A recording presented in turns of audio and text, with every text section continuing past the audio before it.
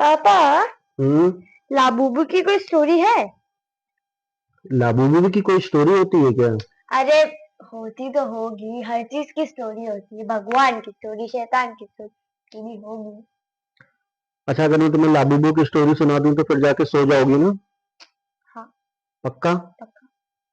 ठीक है, दिखाओ मुझे लाबूबू। ये लाबूबू है। हाँ।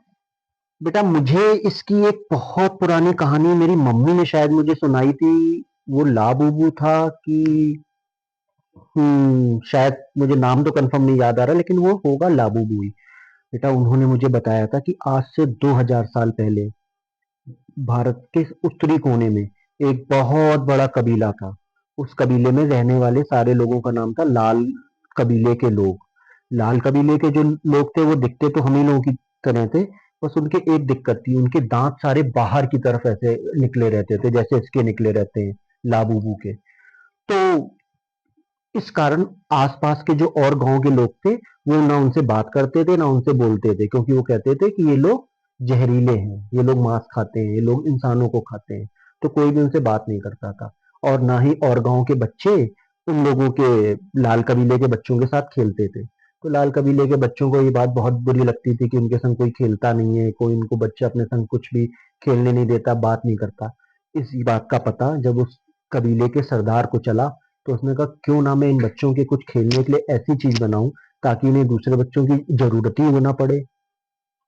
तब उसने अपने कबीले के सैनिकों से कब्रिस्तान की में गड़ी हुई हड्डियां मंगवाई और उन हड्डियों को पीस के उनका बनाया चूरा।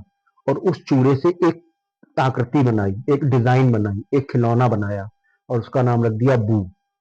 अब उसका नाम जब बू पड़ गया तो बच्चों को बड़ा वो डरावना लगा, क्योंकि खुद उनके दांत वैसे थे तो उनको देख के डरने लगे कि अरे ये क्या चीज है, अरे क्या चीज है, आपने क्या बना दी।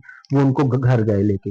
लेकिन तब उस कबीले के सरदार को ये नहीं पता था कि वो सारे बच्चे स्कूल जाने की जगह जादू सीखते हैं, क्योंकि उनके कबीले में तो स्कूल तब थे नहीं, वो सिर्फ जादू ही सीखते थे।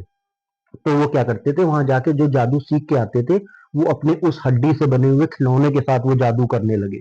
उसके अंदर कुछ कुछ मंत्र बोल के डालने लगे, उसके अंदर जान डालने की कोशिश करने लगे।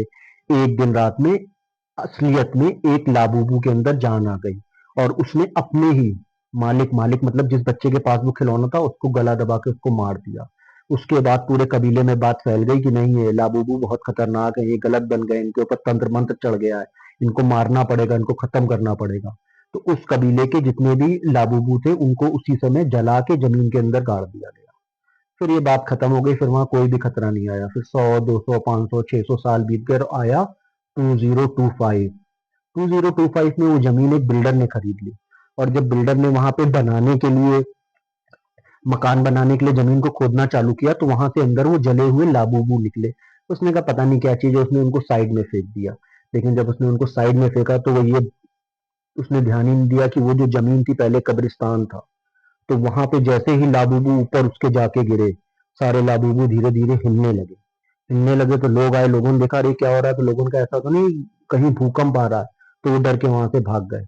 अगले दिन जब वो लोग आए तो वहां पे एक भी लाबूबू नहीं था, पूरी साइड खाली पड़ी थी। उन्होंने कहा अरे चलो कुछ हो गया होगा, हमने शायद सपना देखा होगा, चलो छोड़ो कोई बात नहीं।